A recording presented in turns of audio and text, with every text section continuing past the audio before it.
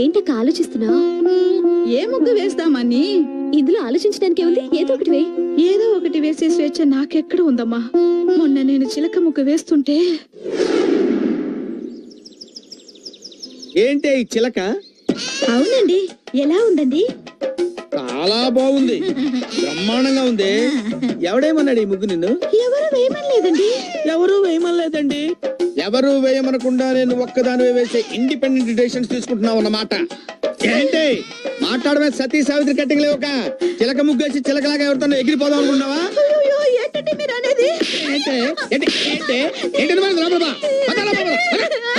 ఇది చాలా అన్యాయం అక్క. నిన్నటికి నిన్న గులాబీ ముగ్గు వేస్తే